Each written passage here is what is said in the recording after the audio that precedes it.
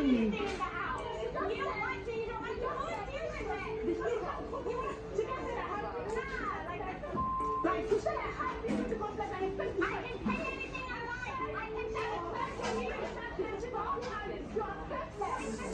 this people are wasting time. The BB Nigeria Shine Your Eye reunion coming to an end.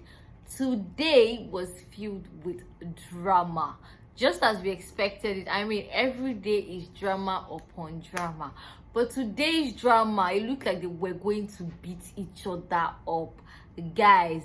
Like, it was like, okay, I'm coming for your throat and I'm going to cut it off today. Anyways, let us start from the beginning, how it all played out.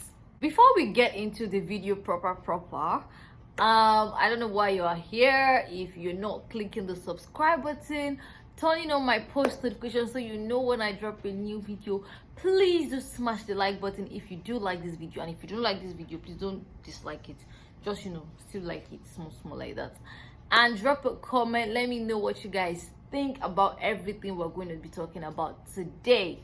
Okay, so let us start. So why don't you think you sound uneducated and like no morals? So Ebuka played a clip of Beatrice in the house, you know, how her behavior in the house basically, and how, you know, it affected her game and all of that. So he asked Yerins that, okay, so Yerins, what did you think of, you know, Beatrice all the time you guys were in the house? And he said she had told a story, he understood her story, and he just felt like, you know, she was sort of weird. She wasn't selling herself in the way she should have. I mean, we all saw how the whole wild card thing played out. Everybody thought she was the wild card because she was acting like the wild card, and like she was using to draw attention to herself. And he was like, why are you drawing so much attention to yourself on something that you're not even involved in? Like, why are you just weird? There were a lot of things weird about Beatrice. Everybody could say that. I mean, the way she reacted to people, the way she would just keep to herself sometimes. You're on a show, act like you're on the show, do you understand? But she was not just, you know, she was not giving that vibe. Anyways, Bebuka goes to ask Maria what she thought about Beatrice, and Maria was like, she didn't feel like Beatrice existed in the house. That Beatrice was just, you know, she was just there. She just blocked her out, basically. You blocked a whole human being out. Like, I mean, I understand, I could do that too, but you don't say that. You don't. Anyways, Ebuka went on to ask Beatrice, and Beatrice came with fire, and she's like, I didn't want Maria to be my friend. I did not like Maria. You need to know from the beginning, I never liked you, because Maria is very controlling. She wants me to buckle her shoes. She wants me to bring water for her from the freezer. She wants me to help her with her dress. I mean, it's obvious that Maria is very controlling, but I think those things she mentioned are things that naturally you could do for anybody. Like, oh, please help me with my shoes. Oh, please, I need water from the fridge. You're close to the fridge. Can you help me get water? You know? But I mean, she understands better the angle she's coming from, because there are some people they can legit turn you to their maid if you allow them. So, and I mean, we know how Maria can be. Maria looks, she oozes that queen bee vibes. She likes to be controlling and all of that. But guys, they were not having, like, they just started saying a lot of shit to each other. Beatrice was like, Maria is the husband snatcher. Maria too said shit about her. She said Beatrice is a nobody or something. Like, they were just raining curses and insults, and Beatrice legit stood up. She was going to eat Maria. I was like, oh, look at you, you can't even compose yourself. You can, pretty cool. If there was, you finish all this on your will run out from your mouth. I will never lay a finger on anyone outside of the house, outside of national TV. You know why? Because I still am myself. I don't even know yourself. Coming at each other with like different kind of vulgar words, guys. At first they were talking over each other. I'm like, can you guys not give us a Nini and Aaron situation again? Can you let each other speak? But guys, it just went from like 10 to 100 in 0 seconds. Ha! They were going to beat each other. I knew. I mean, it was more like Beatrice was going to beat Maria up. Like, she was not having it. She was angry, and I don't know. I feel like Beatrice was overreacting, because why are you filming so much? Both of you are insulting each other. Insult each other and move on now. Why are you mamushing? So we move on to the most talked about situationship in the house. Boma and Tega, the old married woman sleeping with another man on live TV. Guys, Rishi is happening. Oh, that's how Boma said that he's the only one that knew the secret of Tega. That Tega was no longer married as at the time she came into the house, and it was just strategy that they were doing. It wasn't going on, but no one knew that, and I wouldn't say that because it's not my story to tell. Yeah. Well, you just say it. I said, there was no marriage. Like the marriage was not, like they were separated pretty much. So, but to me, apart from anything, we had a good friendship. So it was just like, okay, game, let me confuse people again. Like, because everything I did, because Pereira told me I was the most, one word did they use? Unpredictable guy. Because I'll be here now and next and I'm over you. And you're like, yo, bro, I just thought you were here now. So to me, that was very entertaining. I just thought it was entertaining. And I think I didn't stay more than 1 week with any other person. I say, okay, you know what, since they know I stay 1 week, let me go a little bit further. It was still part of the game for me. Like, I didn't want people to be able to just predict me. So, and first of all, all the touchy, all the fingering, all the mugum. It was all just strategy. Boma said there were no feelings. He just wanted to be this unpredictable guy on the show. That was why he never stayed with anybody for more than 1 week.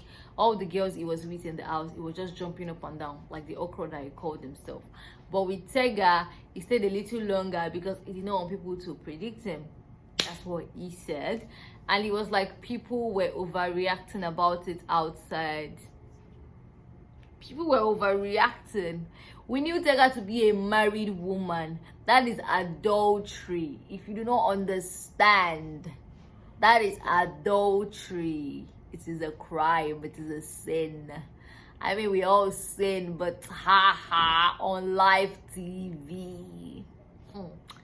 Sha. That's what he said. He said Nigerians are hypocritical. I mean, definitely Nigerians are hypocritical, but like, that was just a lot for us to take in. So yes, maybe we will overreact. Let us overreact about overreact. Ebuka asked Michael. Ebuka asked KV. Okay, KV, you were outside the house.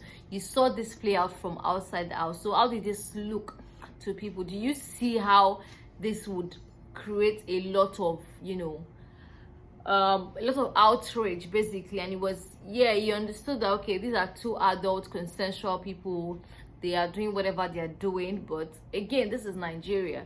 Michael said he did not even know what was happening. I feel like that guy just came on the show and was just like, I'm just here to flex and enjoy my time. And it was like, that's what I'm gonna do, because he legit did not know most of the things that were happening in the house.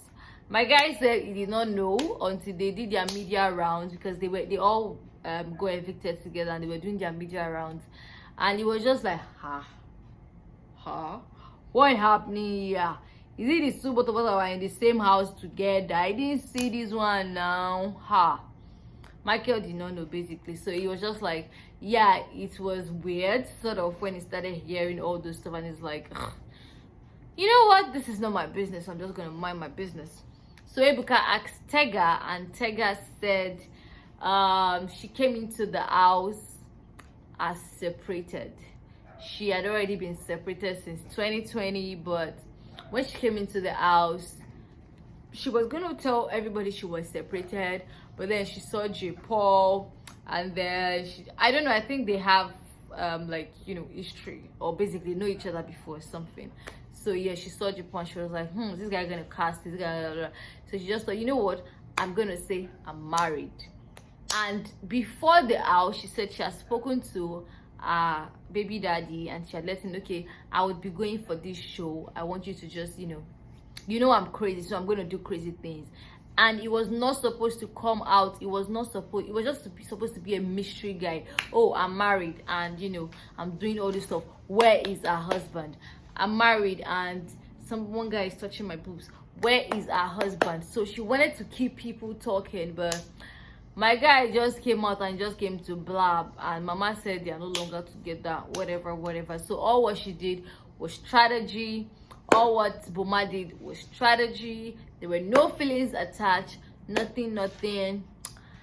She understands that, okay, this thing will always have consequences because the way people say things are different. Even after she has explained herself that she was not with this man anymore, people are not going to agree with you. If you like, tell it from here to next year, they will tell you that maybe it's because of everything that has happened, then people now decided to separate or something. That's what's going to be the narrative, and that narrative is going to live with her for the rest of her life. And yeah, she says she's human, and it gets to her sometimes, but she has grown thick skin. My girl is a leopard. She has grown thick skin, and she can see through it all. So basically, I think that was all they used to wrap up the Shine Your High reunion, and everybody will go back to their father's house and continue living their life and not be friends, as nobody is friends again. Nobody will be friends. People that they still want to maintain friendship, they will maintain friendship. People that they want to move on, they have moved on. Guys, this is the end of the PP Nigeria reunion, and if you have come this far with me, gracias. Thank you very much. I do appreciate your love. I do appreciate your comments, everything you guys have done for me so far. This is my first time jumping on a trend, and I mean, not as good I would have expected it to be, but there are very few of you that keep coming back to watch what I have to say, and I do appreciate it. Our own personal videos gonna start coming back, and you guys know, the vibe, I would do it already. So guys, stay tuned and be prepared for my next video. Bye guys.